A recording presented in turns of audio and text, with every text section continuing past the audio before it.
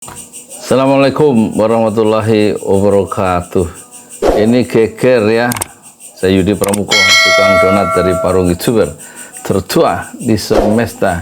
Ini geger soal 5 anak muda NU ke Israel kemarin, terus terjadi gempa politik sini. Dan Yahya Stakuf, ketua PBNU itu minta maaf dan juga memohon maaf terhadap 5 orang itu. Tapi orang lupa Yahya Stakuf itu dulu juga menimbulkan kontroversi ya. Kita lihat beritanya 6 tahun yang lalu, tahun 2018. Jadi gimana itu? Dia diundang oleh American AJC itu JUS apa gitu, pokoknya organisasi Yahudi dunia lah gitu. Dan dia bangga ikut dalam konferensi itu, makanya dia datang katanya. Kita lihat laporan di TV ini. Di informasi lainnya, pertemuan dadakan Perdana Menteri Israel Benjamin Netanyahu dan anggota Watim Press Yahya Khalil Stakuf memperpanjang kontroversi. Ya, Gus Yahya berada di Israel atas undangan organisasi lobi Yahudi di Amerika Serikat. Organisasi lobi Yahudi. American Jewish Committee. Apa? Pertemuan dadakan antara Perdana Menteri Israel Benjamin Netanyahu dan Sekjen PBNU. Nah, Sekjen PBNU Yahya Stakuf tuh ini Benjamin Netanyahu pembunuh ya, orang kafir ini, penjajah, perampok. Kenapa harus didatengin tuh kan? Harusnya perampok tanah Palestina kalau maling harusnya dikampleng, pukul. Kalau dalam Quran tuh waqludz alaihim, bersikaplah keras terhadap mereka, bukan memberikan sikap rahmah. Yahya Khalil Stakuf di Yerusalem memperpanjang kontroversi kunjungan anggota Dewan Pertimbangan Presiden ke Israel. Stakuf yang akrab dipanggil Gus Yahya berada di Israel atas undangan organisasi Yahudi di AS, American Jewish Committee. American Jewish Committee. A special meeting today in Jerusalem with Yahya Khalil Stakuf. Pertemuan spesial hari ini di Yerusalem dengan Yahya Khalil Stakuf. Nah, ini yang penting, the General Secretary, Sekretaris Umum of the Global Islamic Organization Nahdlatul Ulama. Jadi organisasi Islam global Nahdlatul Ulama. I'm very happy, saya bangga, saya bahagia to see, untuk melihat bahwa negara-negara Arab dan banyak negara-negara Muslim getting closer to Israel, makin dekat ya terhadap Israel. Jadi ini yang disebut gejala itu dalam buku Fiqh Dakwah Muhammad Nasir. Kita tadinya pengen mancing ikan katanya, kata Muhammad Nasir, karena kita bersikap talbis ya, punya kebiasaan menyatukan yang hak dan batil. Kita tadinya mau mancing ikan dalam dakwah ini, tapi nggak sadar akhirnya pancing kita itu digondol, dibawa lari sama ikan. Nah, ini kasus Yahya Stakuf itu. Dia bangga ikut konferensi dunia yang undangan dari AJC itu. Apa itu AJC tadi itu? Itu Jewish Community Association, asosiasi komunitas dunia dalam konferensi besar. Dia datang ingin menyampaikan pesan perdamaian. Lah, yang nggak cocok, karena orang yang maling, orang yang rampok, penjajah, seperti kita dulu dijajah Belanda, masa kita memberikan pesan perdamaian, dilawan, diperangi penjajah itu, yaitu Belanda, Jepang diperangi, Inggris dilinggis, Amerika disetrika kan gitu, bukan terus diajak dialog ya kan, perang. Wajahidil kafirina di dalam Al-Quran itu ya, waqludz alaihim, bersikaplah keras, bersikaplah kasar terhadap orang kafir itu. Dalam unggahannya di media sosial Twitter, Perdana Menteri Israel mengaku sangat senang melihat negara-negara Arab dan banyak negara Muslim semakin dekat dengan Israel. Tuh kan, gimana itu? Netanyahu juga berharap akan memiliki beberapa gerakan dengan Indonesia. Menanggapi kontroversi pertemuan Perdana Menteri Israel Benjamin Netanyahu dan anggota Watim Press Yahya Khalil Stakuf, Presiden Jokowi nggak terlalu penting. Yang penting kehadiran Yahya Stakuf itu menimbulkan kontroversi di saat terjadi pembunuhan 100 orang di Gaza. Nah, sekarang pembantaian besar-besaran, anak-anak perempuan, rumah dihancurkan, lahir atau muncul lima anak muda ke sana, itu kontraproduktif ya. kontraproduktif. Mereka terpancing oleh strategi global Yahudi yang memang menggarap ya kantong-kantong Islam itu menjadi agen-agen Zionis, termasuk sudah masuk ke Istiqlal, ke MUI. Kan ada anggota pengurus MUI yang berangkat. Di Istiqlal juga ada tokoh Yahudi yang lulusan Harvard, Ali Gordon itu yang melakukan training terhadap PKU, pendidikan kader ulama Masjid Istiqlal ya. Bagaimana sikap kita? Menurut kita jangan memberikan sikap yang ramah terhadap Israel, kan gitu ya. Harusnya mereka bersikap tegas ya, tegas dan keras ya. Kita lihat, saya barusan buka Al-Mu'jam, ini Al-Mu'jam, kitab penjara ayat Al-Quran. Di sini dikatakan beberapa ayat ada istilah waqlud, yaitu dalam surah ya ayuhan nabiyyu jahidil kuffar wal munafiqina waqlud alaihim, surat At-Taubah surat ke-9 ayat ke-73. Terus ya ayuhan nabi jahidil kuffar wal munafiqin waqlud alaihim, Tahrim ayat 9 ya, juz ke-28 itu di Tahrim. Misalnya saya buka tadi tafsir Al-Munir ya, karya Profesor Dr. Wahbah Az-Zuhaili, pernah ke Indonesia dan inilah mufassir besar abad 21. Dia bilang begini soal ayat tadi Tahrim itu. Tahrim ayat berapa tadi? Ya, Tahrim.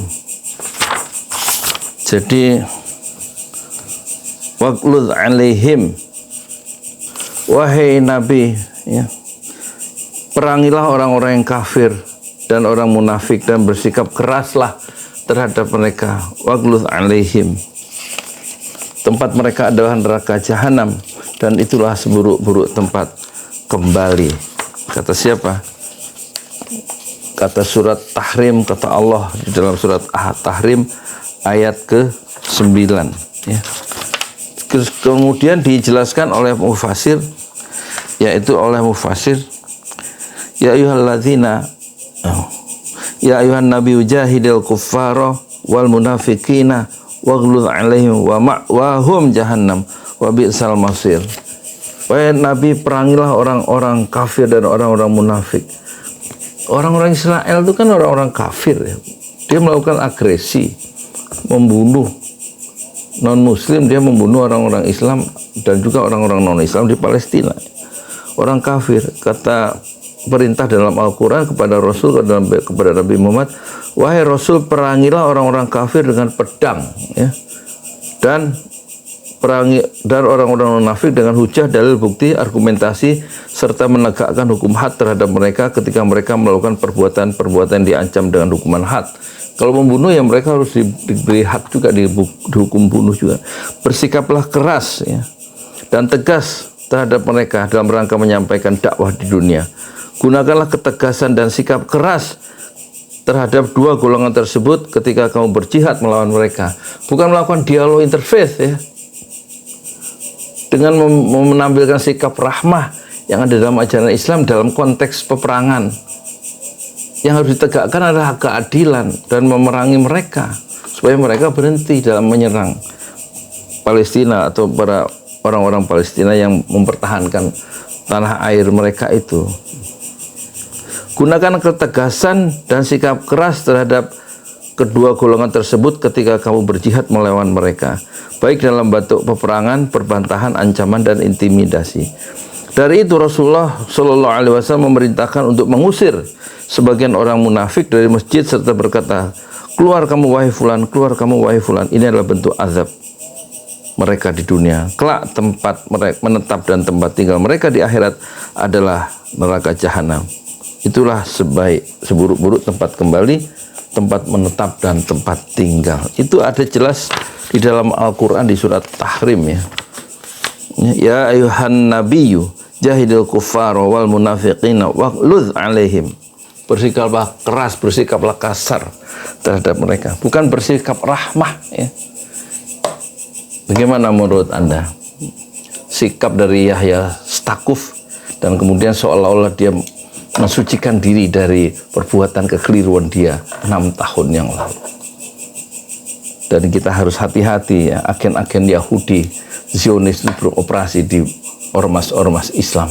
Tampak sudah menyusup ya ke Istiqlal, sudah menyusup ke MUI, sudah menyusup ke ke oknum-oknum NU, jaringan-jaringan diskusi mereka. Ini ada pembahasannya, ada di off the record, Hersu Beno Arif ya. Ini sekedar kita mengingatkan bahwa ini bukan persoalan kecil, ini persoalan bagaimana beroperasi Yahudi dengan cara meniupkan, menawarkan Islam moderat dan menyudutkan Islam yang radikal, teroris. Satu kategori yang mereka buat. Nggak ada Islam moderat, nggak ada Islam radikal. Islam ya Islam, tapi mereka buat kategorisasi itu ya untuk menghantam orang-orang yang tidak setuju terhadap penjajahan, dihantam dengan isu terorisme, dihantam dengan isu khilafah Islamiyah, dihantam dengan isu intoleran, dihantam dengan isu yang menyudutkan mereka. Sementara orang-orang yang bersikap lunak, bersikap moderat, mendahulukan rahmatan lil alamin terhadap perampok, terhadap penjajah, terhadap Israel itu, maka mereka dirangkul, diberangkatkan, berjumpa dengan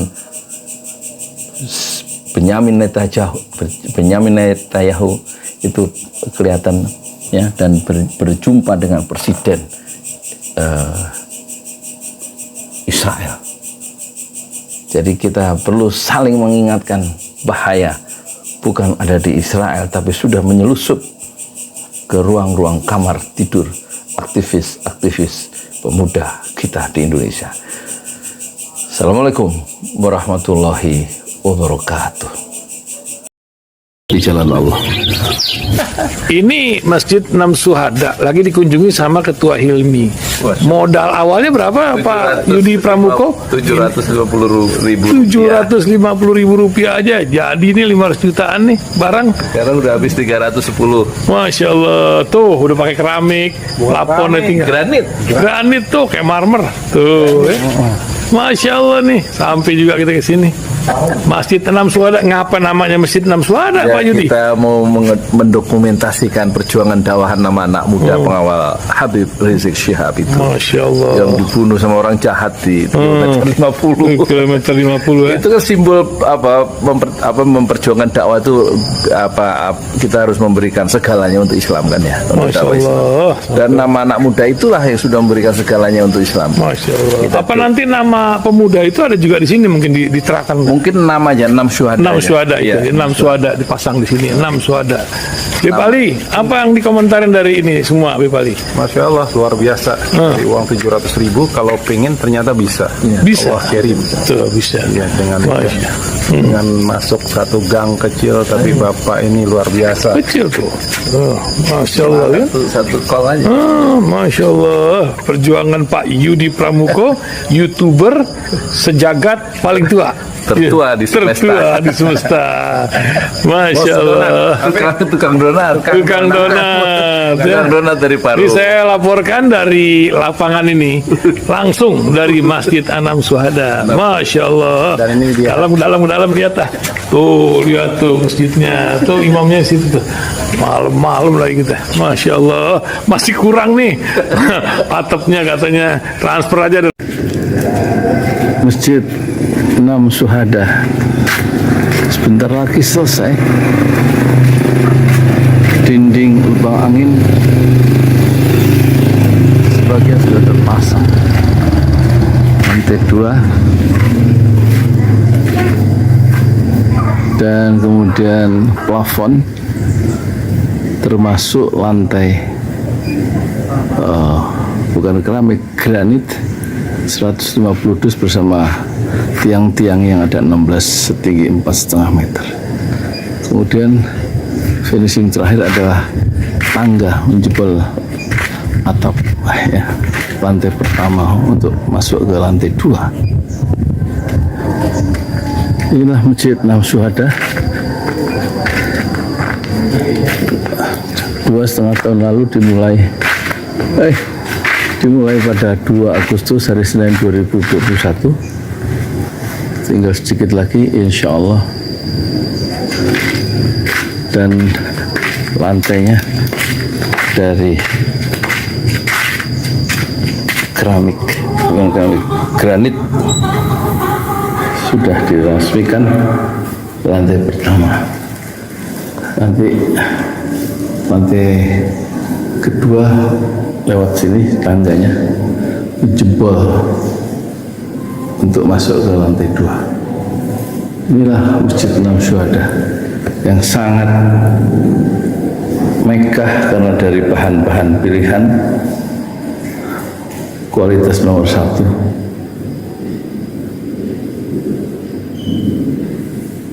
Tinggal sekitar 80 juta lagi finishing lantai atas selesai, insya Allah.